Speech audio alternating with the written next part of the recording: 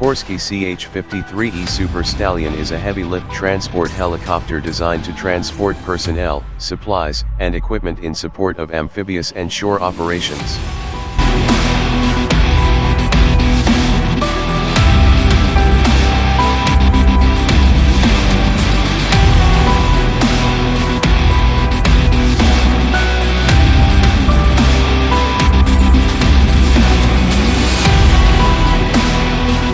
It has a 7-blade main rotor and a 4-blade canted tail rotor and is powered by 3 General Electric T64 GE416A turboshaft engines, each rated at 4,380 shop.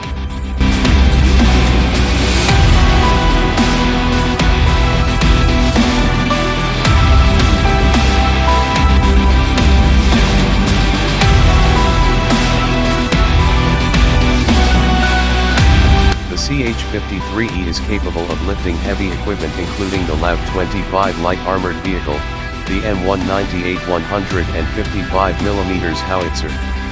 Also, the Super Stallion can recover all rotor craft in the U.S. Marine Corps' inventory.